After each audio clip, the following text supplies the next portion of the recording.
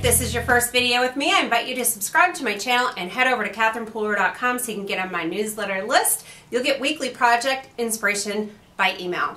Today's video starts out with showing you how to make this card, which was for the Blog Hop that kicked off our Cards for Him online class. If you missed the Blog Hop, click the link below the video so you can go get inspired for masculine cards, which I know we all have trouble with. I started out showing you this card as part of my Kiss Card series, and I went a little crazy. So stay tuned to the end. I have a little giveaway, and this video is going to be jam-packed with different design ideas using this right here. So here is the original card that I made on my blog, and I'm going to tweak this up just a little bit to make it a Kiss card.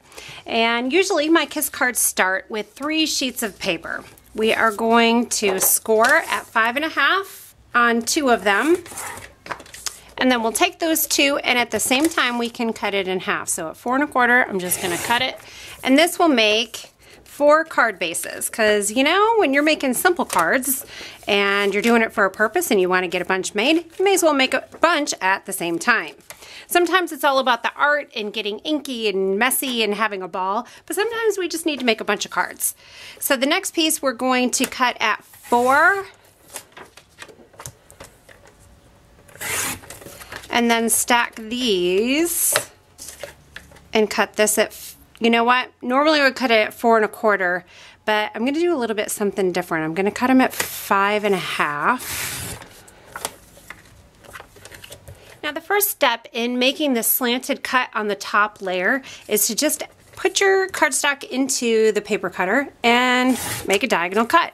Easy, right? And as long as I'm doing that on one, I'm going to do it on all 4. Just make sure you keep your pieces that go together. I'm setting them aside in piles. That's important. Keep them together.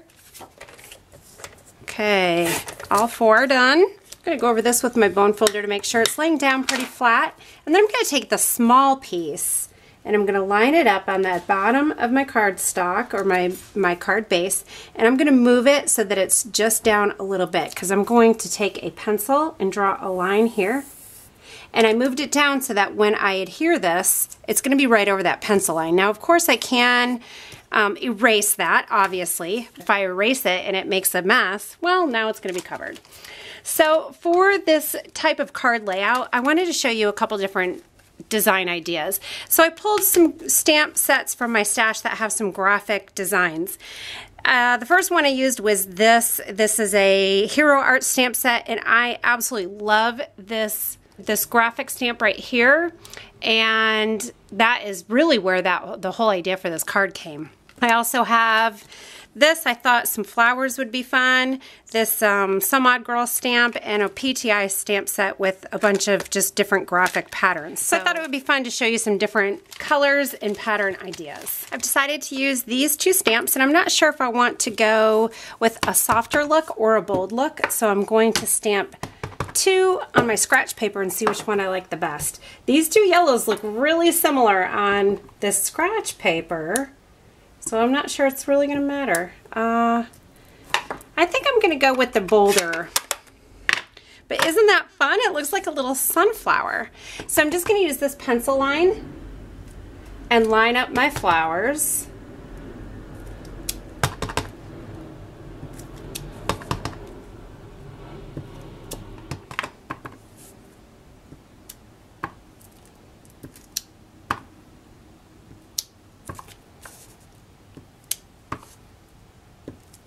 I'm going to use the Just Because You're Amazing greeting, and I'll do that in the early espresso. Bring in some more of that brown. Alrighty, now the next part, let's figure out how long or how tall or how big this top piece needs to be. So we'll just line it up, and I'm going to make a little pencil mark, and then we'll just chop that off with the paper trimmer. And we'll add a couple dimensionals and then adhere these 2 layers right on top. So pretty easy card, right?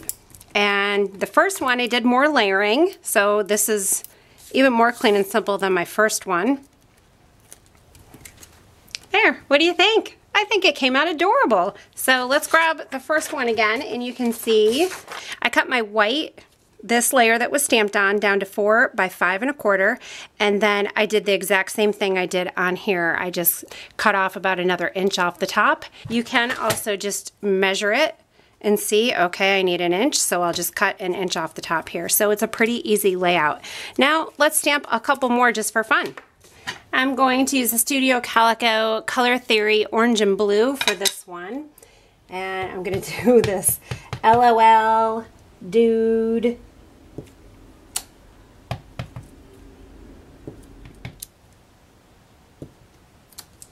And then I'm going to use the Yes Peas green, and I'll just do a little polka dot in between each one. And my first image kind of came out a little blotchy, so I'm just going to take a blender pen and add a little color in here to even that out.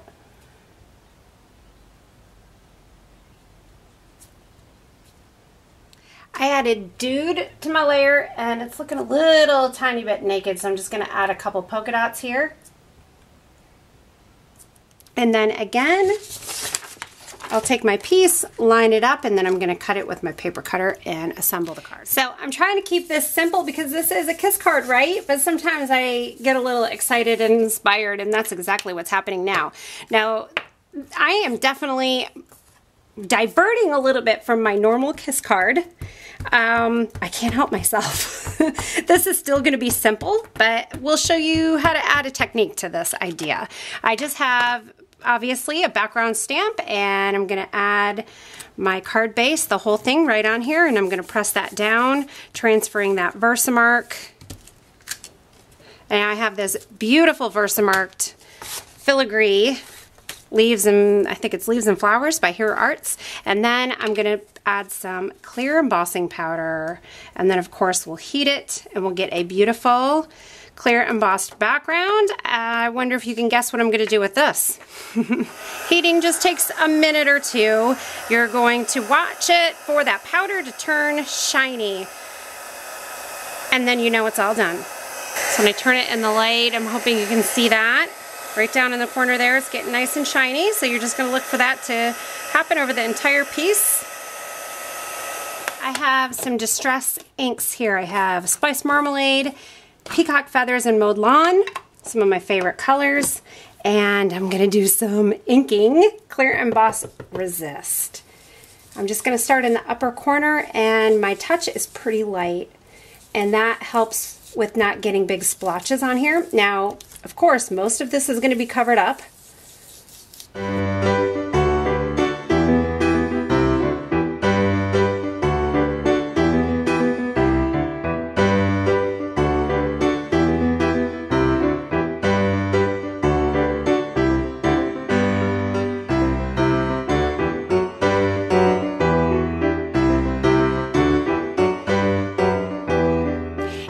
This beautiful background, and I'm going to add these pieces to it, but I want to reveal quite a bit of this background. So I'm going to cut off about 1 3/4 inches.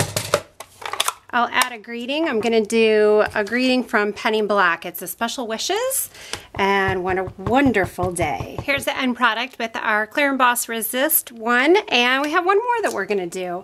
I'm going to have a little fun with this. I'm going to do some Calypso Coral, and I'm not going to stamp it perfectly and evenly. Have a little fun with that. And then we'll do the Coastal Cabana in the center. I want to do one more little accent here. I want to do a little gray tiny circle. So I can just do the one,